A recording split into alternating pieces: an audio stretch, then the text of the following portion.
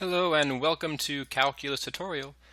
We are going to talk about optimization here, which is one of the subjects that students struggle with the most. Nobody really likes optimization, but hopefully this will help clear it up for you. So we're going to first take a look at an easy optimization problem. That's not too bad. The ones that we really have trouble with are these multi-parameter optimizations where there's more than one variable. And so to do that, we have to use system of equations. So we're going to take a quick review look at that and how that can be applied to these optimization problems. So let's take a look at a fairly easy one first. It looks hard, but it actually boils down to some fairly easy calculus. So the range of a projectile whose muzzle velocity, that's just how fast it's going when it's shot, in meters per second is v, and whose angle of elevation in radians is theta, is given by this function here, where g is the acceleration of gravity. Which angle of elevation gives the maximum range of the projectile? So we want the max. And so if r is the range, we want to maximize r. So first off, g is the acceleration of gravity, so we know g will be negative 9.8. Not minus 9.8, but we'll plug in 9.8 into it. And the other thing we can do to simplify this is the velocity. They didn't give us a velocity, but it doesn't matter what the velocity is. Whatever we're shooting, there is an optimal angle to shoot it at. Okay, whether you're throwing a football or shooting a bullet out of a gun, the angle that will give you the max distance is the same.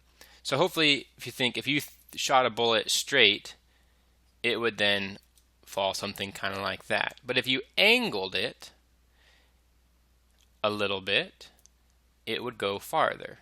And if you change the angle, it might go a little bit farther.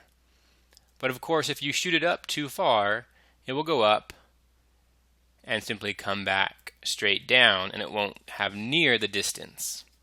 So what is the optimal angle to shoot this at? So the velocity actually doesn't matter. So if you want to put a number in here, you can, or just call that a velocity of 1. That is fine. I think that would be easy if we just make that 1. So our equation r is equal to, we'll call that a 1 times the sine of 2 theta divided by, we know what g is, sorry. G is negative 9.8.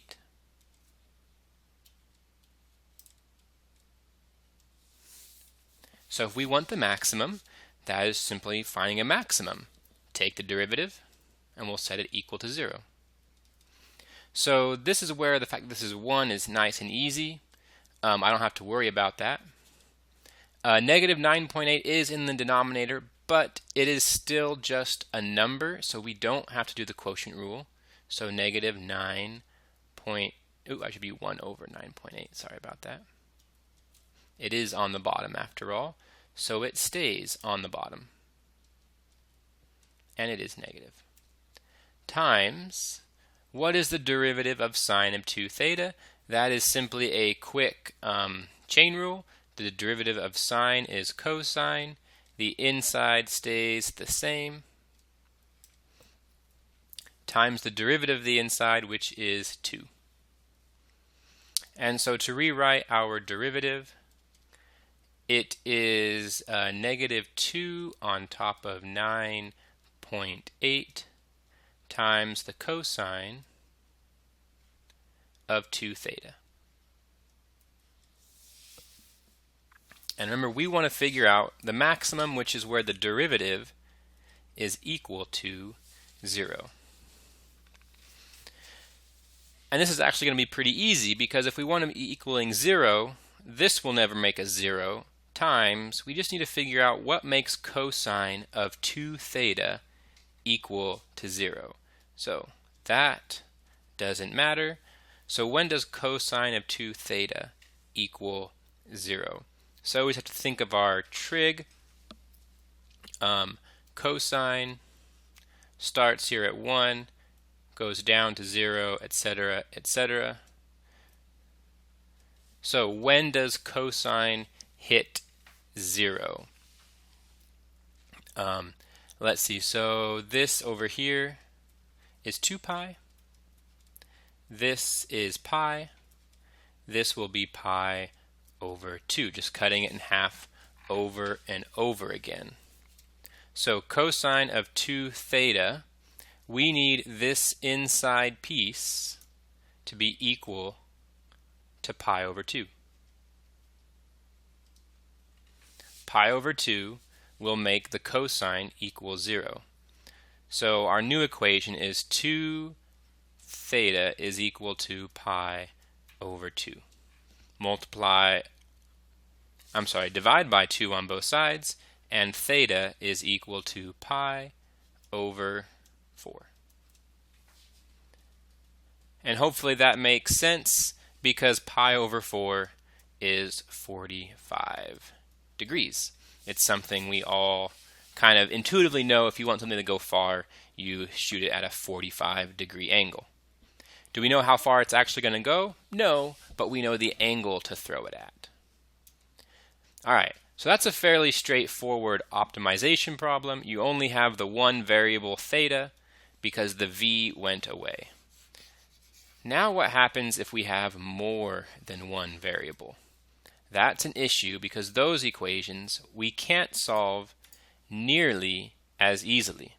So to start talking about multiple variables, let's go back to how we dealt with multiple variables in Algebra 1. If you have a system of equations, what you do first is you get a variable by itself. So x is equal to 3 plus y. You can then take that and plug it in to the other equation, so that 4x, x is now 3 plus y is equal to 2. Now you can see we have an equation with only one variable. We can solve it. We'll get a number, y equals blank. And then you take that number and you plug it back in to solve for x. Hopefully that makes a bit of a refresher for you. Simple substitution. And so that's what we're going to do when we have harder optimization problems that have multiple variables. So let's take a look at one of those right now. Multi-parameter optimizations. The nice thing about these is they have incredibly simple problems that become quite difficult mathematically.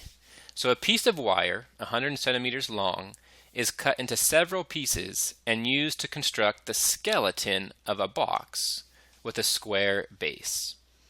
What is the largest possible volume of that box? So first, visualize this. We want the skeleton of a box. So we're taking this 100 centimeter wire and we're bending it into a box, like that. My best approximation at 3D here, sorry. Not too shabby. So there's our wireframe box. What is the largest possible volume? Well, what is the volume of a box? It's length times width times height.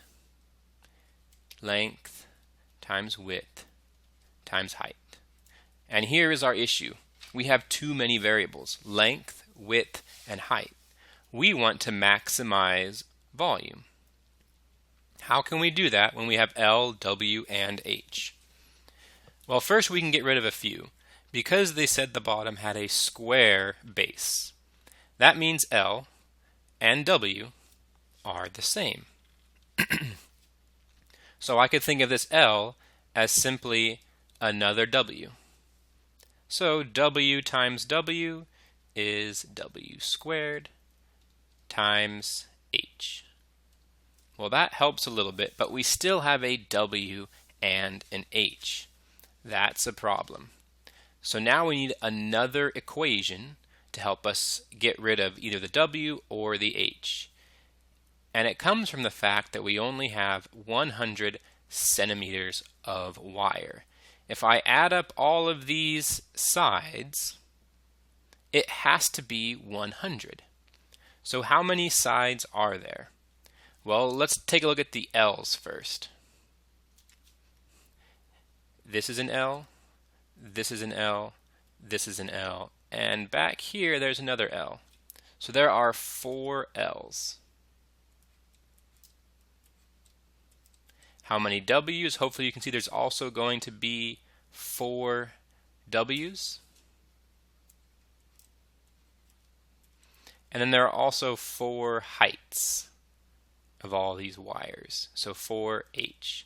And if we add all those up, it has to be 100 because we only have 100 centimeters of wire. So I'm going to write that over here.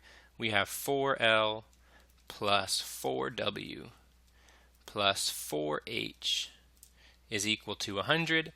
And we can do the same thing. W is the same thing as L. So we can add those together and get 8 W's plus 4 H's is equal to 100. And use that equation to get rid of either the W or the H. I think we're going to get rid of the H because the W squared looks complicated. So let's figure out what H is. So subtract 8W from both sides. We get 4H is equal to 100 minus 8W.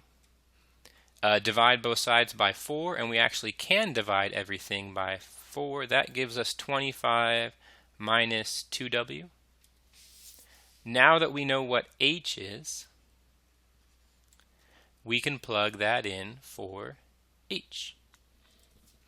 So now my volume is equal to W squared times H, which is 25 minus 2W. That's kind of a rough form to deal with, especially when we want to take a derivative eventually. So distribute, we have 25W squared minus 2W cubed. Whew, that was a lot of work. But now we finally have an equation with only one variable, just like our previous example. So now we can actually find the maximum. The same way we always find maximums. We take the derivative and set it equal to 0.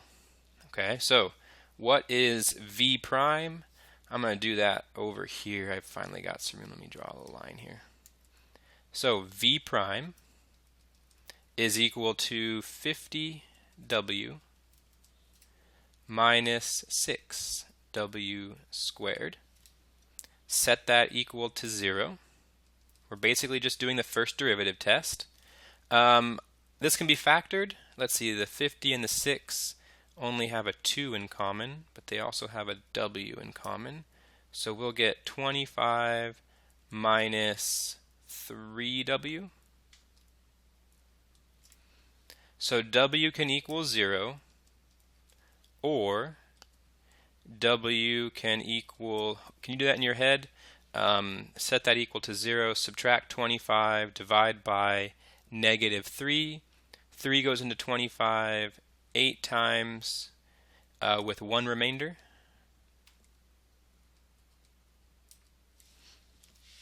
So W equals 0 or 8 1/3.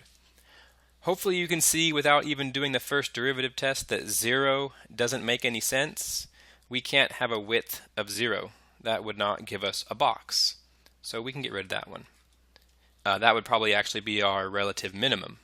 We want our relative maximum where the width is 8 1/3. So we know the width has to be 8 1/3, which means the length also must be 8 1/3 because they were the same. And so all that's left to do is to figure out the height. So we have to take those 8 1/3 and plug them back in, or simply come back to here and plug just W in. So 25 minus 2 times 8 1/3.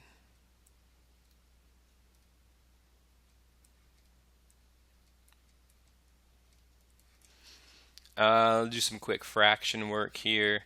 2 times 8 1/3 is 16 2/3. 25 minus 16 2/3 is that also 8 1/3, it looks like.